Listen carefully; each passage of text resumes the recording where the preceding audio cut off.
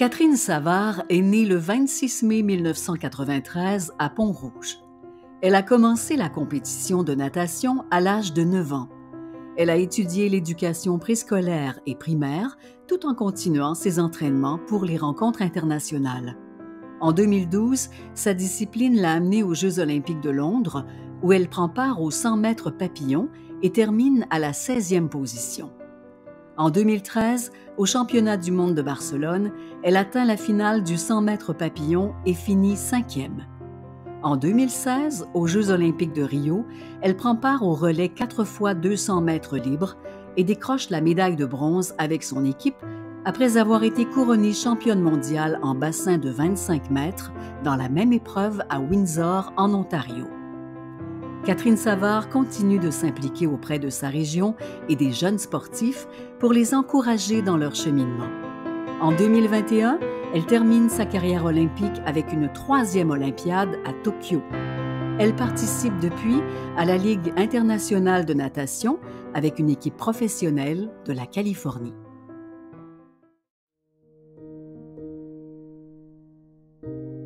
Qui est Catherine Savard? Je suis plusieurs choses, je crois. Je suis une nageuse. Je suis aussi une enseignante. Je suis une voyageuse.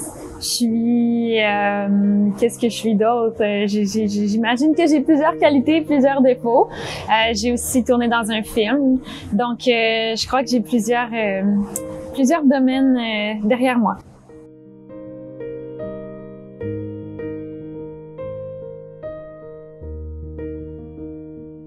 Le 100 mètres papillon a joué une grande différence dans ce cycle olympique-là, mais en fait, ça a été une surprise, complètement une surprise à la qualification olympique. Je ne m'attendais pas à ça. Les difficultés ne viennent pas nécessairement de ce 100 mètres papillon-là, mais ça a été quelque chose de très spécial de vivre ça pour 8 ans, 9 ans plus tard, en fait. Quand j'ai connu Catherine, elle était très jeune. Donc, secondaire 2, secondaire 3, c'est des années quand même importantes à l'adolescence. Catherine était très intense dans tout ce qu'elle faisait. Elle était capable d'aller chercher une super intensité. Tu sais, comme athlète, c'était vraiment intéressant parce qu'en compétition, elle allait chercher ce qu'il fallait pour performer parce qu'elle était capable de cette intensité-là. À l'entraînement, c'est quelqu'un qui était enjoué, dynamique. Elle était on pourrait dire un petit feu follet, là. Tu sais, elle était capable d'être drôle, d'être amusante. Elle attirait un peu justement cette énergie-là autour d'elle. Mais en même temps, c'était aussi beaucoup de challengeant parfois parce que il y avait beaucoup de gestion d'émotions parce qu'on avait des hauts et des bas, mais ça a tout le temps bien été, puis elle est tout le temps très réceptive aux consignes qu'on lui demandait. Catherine, pour moi, c'est une coéquipière, mais aussi une amie avec qui j'ai voyagé dans le cadre de compétition. Puis souvent dans le grand groupe de je sais pas 24, 25 athlètes, on se retrouvait souvent dans le même sous-groupe, parfois même toutes les deux, à faire des activités touristiques, par exemple. Je pense qu'on avait un peu les mêmes goûts, même si on a des tempéraments différents, des personnalités très différentes. On avait souvent les mêmes intérêts, les mêmes goûts. Donc, c'est le fun pour moi d'avoir quelqu'un avec qui passer du temps en dehors de la piscine. C'est sûr que dans la piscine, c'était lorsque j'avais la chance d'entraîner avec elle, c'était très motivant aussi parce que c'est quelqu'un qui fait bien les choses, elle est motivante d'être avec elle, d'être de bonne humeur. Donc c'est tout le temps, elle apportait un climat agréable à la piscine puis dans les entraînements, même quand c'était difficile.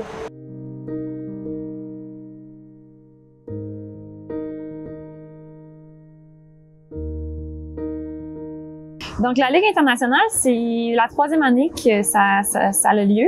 C'est assez nouveau. On parle c'est 10 équipes basées un peu partout dans le monde qui repêchent des nageurs de différents pays.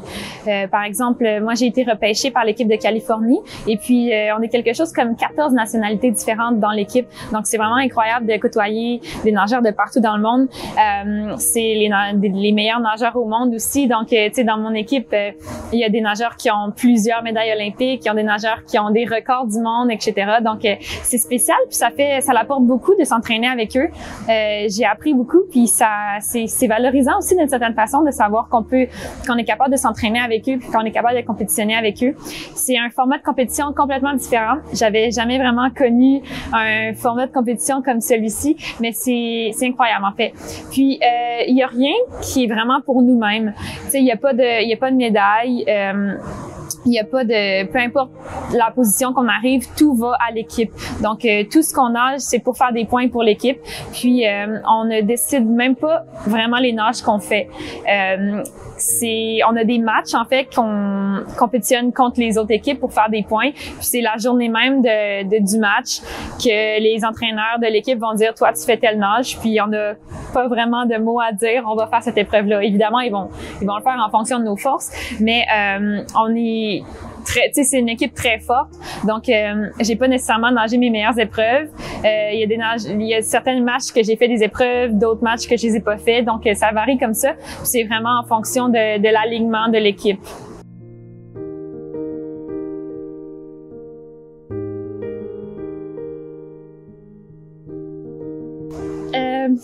La pandémie, elle a été dure pour tout le monde, ça c'est sûr. Pour ma part, ça a été beaucoup de remises en question, ça a été des moments de doute, en fait, beaucoup. Je revenais d'une pause de 1 an en 2018, donc j'ai eu 2019 pour m'entraîner. Tu sais, je recommençais à être à mon niveau. Et puis, quelques semaines à peine, quelques jours même avant la qualification olympique des vrais Jeux de Tokyo 2020, ils ont annoncé la fermeture de tout et après ça le report des Jeux, etc. Donc, pour un athlète international, c'est difficile, tu sais. Puis pour une nageuse, il y a rien qu'on peut reproduire si on n'a pas d'eau, hein. On était en hiver à ce moment-là, donc j'ai été plusieurs semaines sans aucun entraînement. J'ai pensé honnêtement à prendre ma retraite. Je croyais pas que ça allait. Tu sais, au début, les premiers jours, on espère que ça va revenir. Tu sais, ils nous disent 2 semaines, ça va revenir.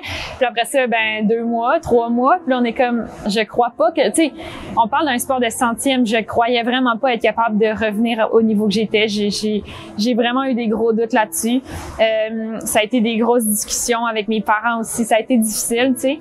Puis il y a beaucoup de personnes qui m'ont accompagnée dans la pandémie. Honnêtement, j'ai reçu beaucoup de support, puis je suis choyée d'avoir eu ça. À un moment pendant la pandémie, je me suis entraînée dans un entrepôt, dans un club piscine à Québec. Donc, je m'entraînais avant l'ouverture du magasin, là, avant l'ouverture. Ensuite, il y a le Strom Spa à Québec qui m'ont chauffé un bassin. Il y avait encore de la neige à l'extérieur. Ils m'ont chauffé un bassin pour que je puisse m'entraîner. C'est un petit bassin de 10 mètres, là. Je tournais en rond, mais je pense qu'honnêtement, ces choses-là ont sauvé ma carrière. Mais ma mère, ils ont même acheté un chauffe-eau dans la piscine en arrière de chez moi pour que je m'entraîne attaché à une corde. Donc, ça a été vraiment plusieurs expériences, mais tout ça, étonnamment, j'ai réussi. Je pense que j'étais vraiment, vraiment motivée à vivre ce rêve-là une dernière fois. Puis, mon mental était bien. Puis, j'ai réussi à faire l'équipe olympique malgré tout ça. Donc, voilà. Mais c'est d'abord ma fille. C'est d'abord une jeune femme merveilleuse qui a énormément de talent sur beaucoup de points de vue, autant intellectuel que physique, qu'émotif. Alors, puis elle l'a prouvé jusqu'à maintenant tout le long de sa vie en faisant des études en même temps qu'elle nageait. Très peu d'athlètes peuvent faire les deux réellement, là, parce qu'ils peuvent le faire souvent on envoie des athlètes qui le font par correspondance, mais Catherine a vraiment fait ses études universitaires. Elle a fini son bac en même temps qu'elle... Fait que donc, très intelligente, très charmante aussi, je dirais. Puis, elle est aussi, je sais pas comme quoi dire, bien évidemment, on sait qu'elle est bonne en natation, mais elle a un cœur d'or. Elle a un cœur... Elle est tellement émotive que toute la touche. Et elle avait sur papier un excellent temps aux 50 mètres papillon. Puis, donc, on savait qu'elle était très bonne au papillon, mais elle n'avait jamais fait le 200 mètres papillon. Puis moi, je l'avais inscrit, je m'étais dit, bien, Catherine, tu sais, t'es vraiment vite aux 50, ça devrait bien aller aux 200. Et ça a été tout le contraire. Ça a été un 200 mètres papillon pénible et mémorable par le fait qu'il était très pénible. Puis c'est sûr que c'est dans ses souvenirs marquants, c'est dans les miens, mais ça fait partie de l'anecdote, puis ça fait partie de la beauté de ce qu'elle est devenue aujourd'hui, parce qu'au dernier Jeux olympiques, elle s'est classée aux 200 mètres papillon. Donc, tu sais, des fois, c'est dans l'adversité qu'on arrive à grandir. Puis je pense que c'est un bel exemple de ça avec Catherine.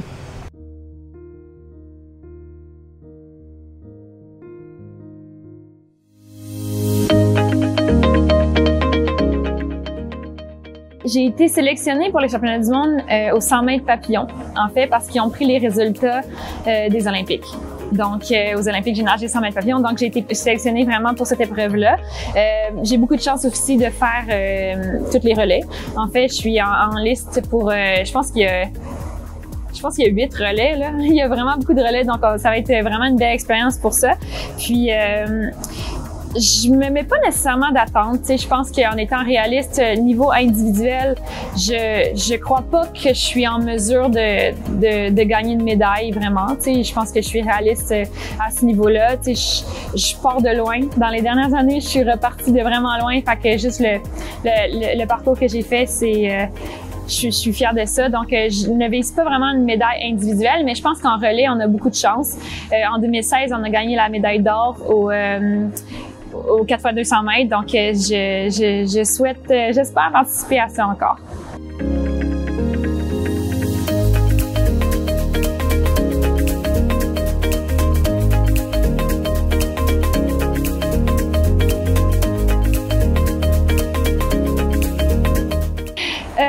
Ma natation n'est pas terminée. Donc, je sais pas ce qu'il en est de la suite, mais en ce moment, je suis encore dans la piscine.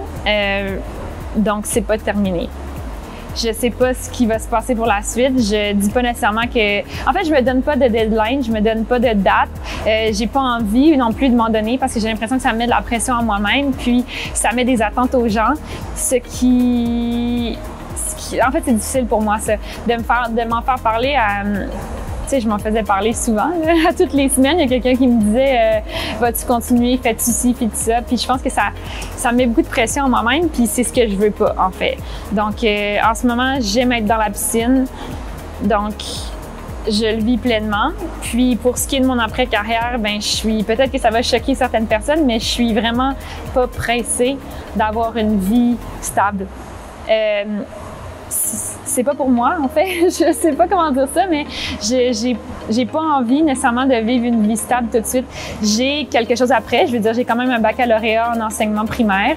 Je continue mes études aussi parce que j'aime l'école. Mais je pense que j'ai encore beaucoup de choses à vivre.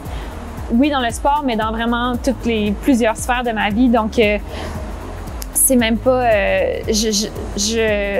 c'est pas la première journée où je vais prendre ma retraite, j'irai pas travailler le lendemain, là.